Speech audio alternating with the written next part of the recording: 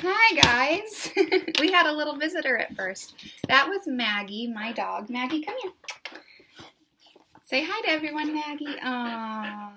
Maggie is enjoying having me home a lot. Everyone say hi, Maggie. She's an Australian Shepherd and she has lots and lots of energy. Don't you, Mags? Okay. All right, you can get down now. See you later. See you later. Okay, so today is Tuesday, March 31st. This is our first video for the week. I hope you guys had a good weekend. First of all, I want to say thank you, parents. You are being amazing, and without you, none of this would be worth it. It's all going out to you and on your devices and on your phones since I don't have that direct contact with the kids right now. So I just want to say thank you so much to all of you that keep showing your kids these videos, keeping them engaged and learning, and commenting back to let me know that you've seen it, and all of your kind words. I just want to thank you so much from the bottom of my heart because I couldn't do it without you.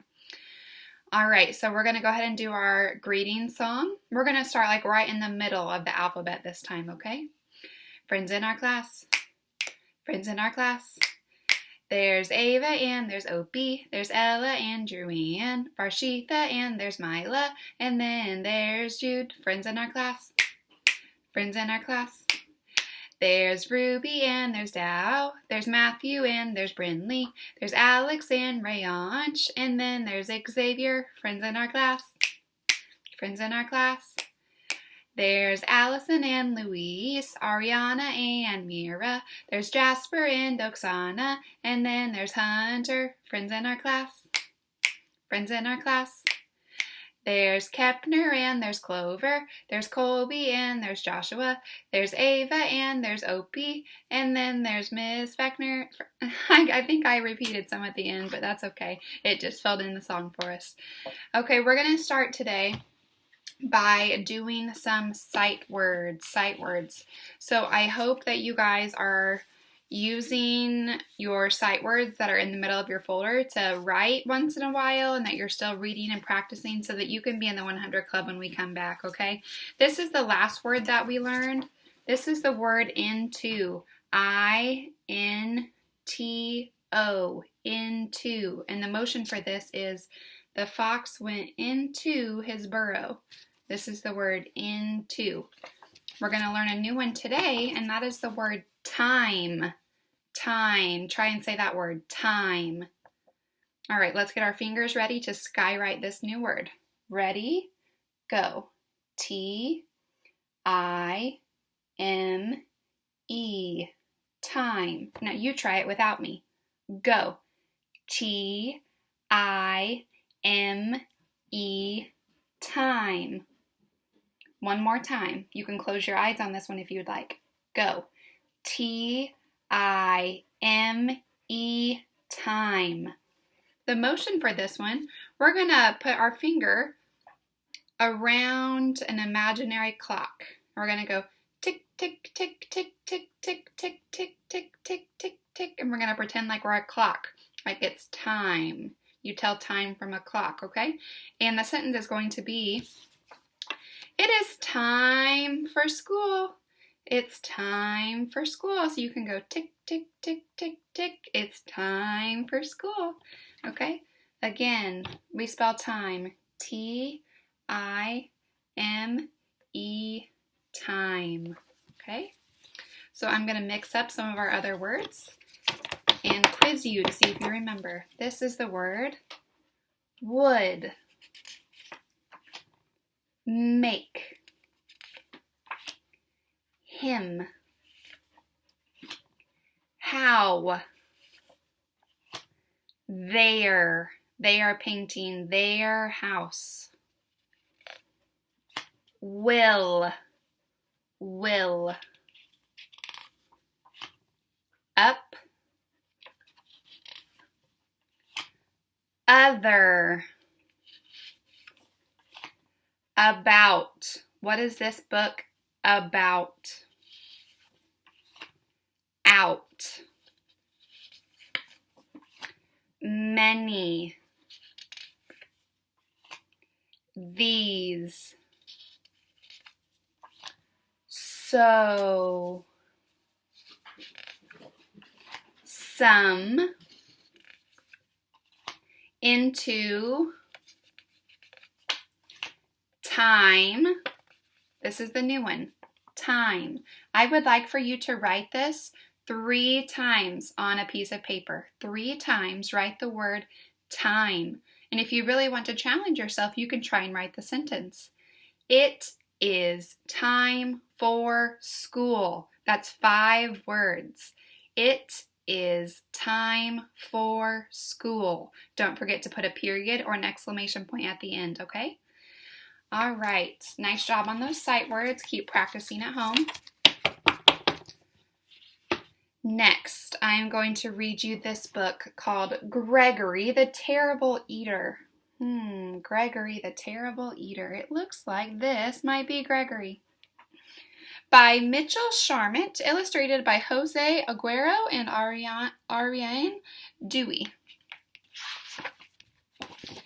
Okay. Once there was a goat named Gregory.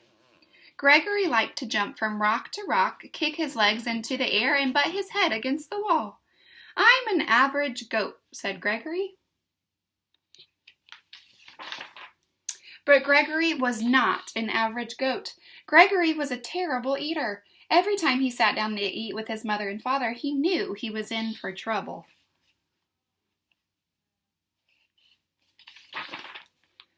Would you like a tin can, Gregory? Oh, my goodness. No, thanks, said Gregory. How about a nice box, a piece of rug, and a bottle cap? Asked Father Goat. Bah, said Gregory unhappily. Can you believe they want him to eat those things?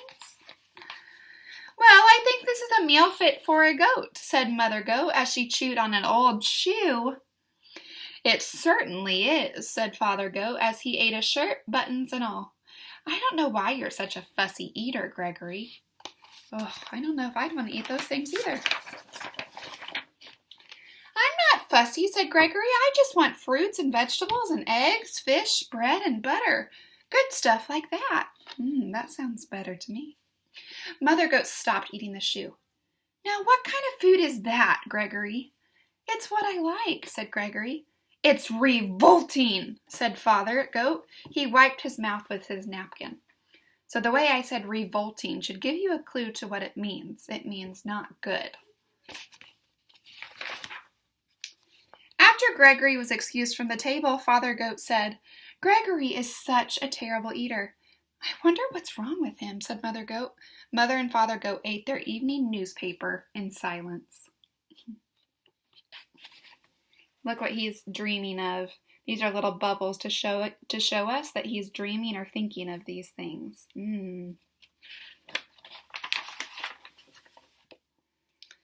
next morning, Mother and Father Goat were enjoying a pair of pants and a coat for breakfast. Gregory came to the table. Good morning, Gregory, said Father and Mother Goat. Good morning, said Gregory. May I have some orange juice, cereal, and bananas for breakfast, please? Oh, no, Mother Goat said. Do you have some of this nice coat? Take a bite out of any pants, said Father Goat. Bah, said Gregory, and he left the table. Father Goat threw down his napkin. That does it, he says. Gregory just isn't eating right. We must take him to the doctor.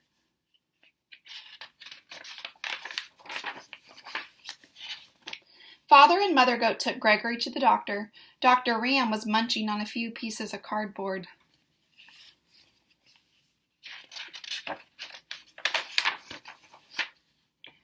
What seems to be the trouble? He asked. Gregory is a terrible eater, said Mother Goat. We've offered him the best, shoes, boxes, magazines, tin cans, coats, pants, but all he wants are fruits, vegetables, eggs, fish, orange juice, and other horrible things. What do you have to say about all of this, Gregory? Asked Dr. Ram. I just want what I like, said Gregory. Makes sense, said Dr. Ram. He turned to Mother and Father Goat. I've treated picky eaters before, he said. They have to develop a taste for good food slowly. Try giving Gregory one new food each day until he eats everything. I wonder if that will work. That night for dinner, Mother Goat gave Gregory spaghetti and a shoelace in tomato sauce. Look at that. Not bad, said Gregory. The next day she gave him string beans and a rubber heel cut into small pieces. The meal was good and a little rubbery, said Gregory. The day after that, Mother Goat said, we have your favorite today, vegetable soup. But there's one condition. You have to eat the can. Okay, said Gregory. What's for dessert? Ice cream, said Father Goat. But you have to eat the box, too. Yummy, said Gregory.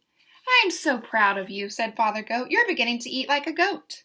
I'm learning to like everything, said Gregory. He's so silly. One evening, Father Goat asked, has anyone seen my striped necktie?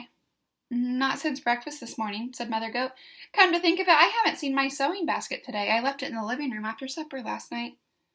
Father Goat turned to Gregory. Gregory, have you been eating in between meals? Yes, said Gregory. I can't help it. Now I like everything. Well, said Mother Goat, it's all right to eat like a goat, but you shouldn't eat like a pig. Oh, said Gregory.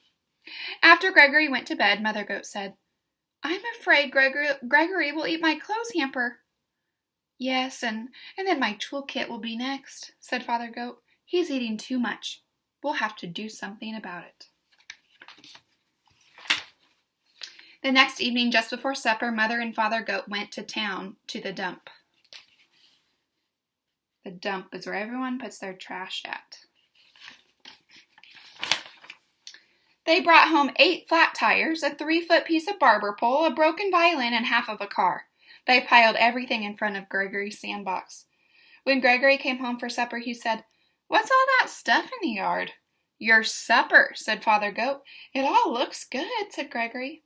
Gregory ate the tires and the violin. Then he slowly ate the barber pole, but when he started in on the car, he said, I've got a stomach ache. I've got to lay down. Oh, man. Gregory went to his room. I think Gregory ate too much junk, said Father Goat. Let's hope so, said Mother Goat. All night Gregory tossed and twisted and moaned and groaned. Look what he's dreaming about now. And he's not very happy. It's making him feel bad. The next morning he went down for breakfast. What would you like for breakfast today, Gregory? Asked Father Goat. Scrambled eggs and 2 pieces of waxed paper and a glass of orange juice, said Gregory. Waxed paper? That sounds just about right, said Mother Goat. There, she's making it for him.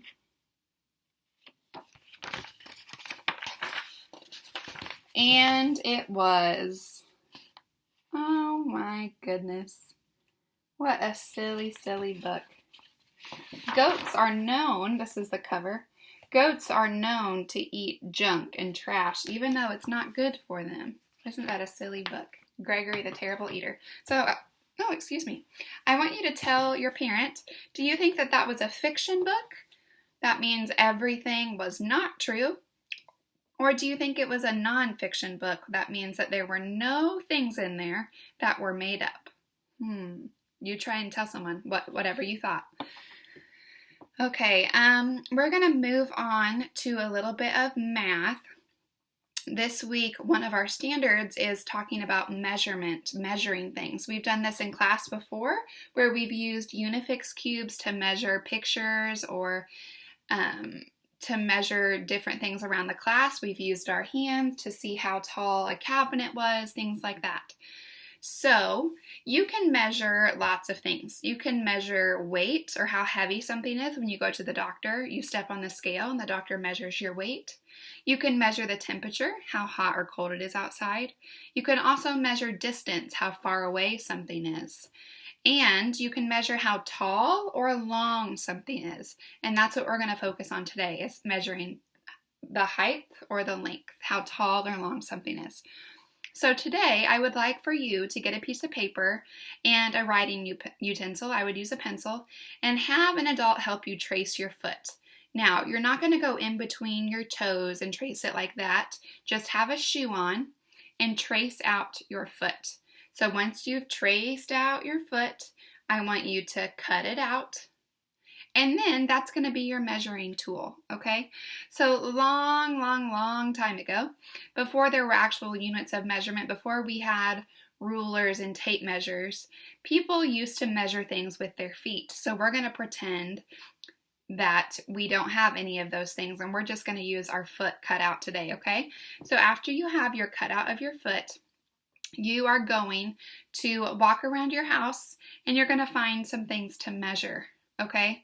You're going to pick at least 5 of the things on my list and you're going to measure. Now, parents, now is a really great time to really dig in and engage your child in this. As you go, make sure you're asking them questions about which one is taller, which one is shorter, which one is longer, and that vocabulary is so important. And that's really what we're trying to drive home. So these are some examples. After you have your foot cut out, you can have someone lay down on the floor and you can measure with your feet how long they are.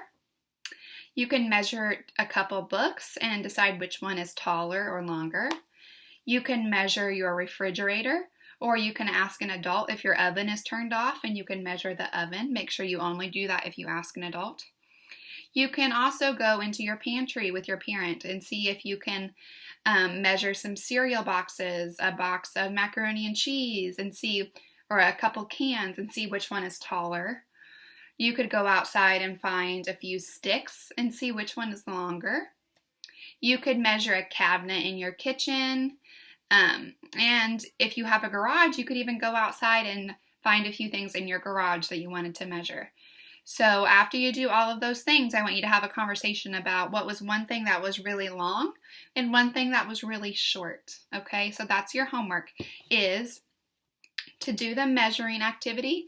And don't forget, I also want you to write our new sight word, the word time. Write that 3 times and try to write the sentence.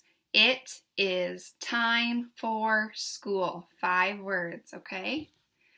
All right, so after you've finished that homework, you can also get on and watch a Sesame Street video about measuring. One of the characters is going into a zoo, and she's showing you that she's going to measure all the animals, how long they are, and how tall they are, okay? That's a great video to really explain to you how to measure. All right, I will see you guys in my next video tomorrow. I love you so much and I miss you. Don't forget, even though you're at home, to follow the Pirates Code. Please remember to be kind, be safe, be truthful, respectful, and responsible, okay? I love you and I'll see you soon. Goodbye.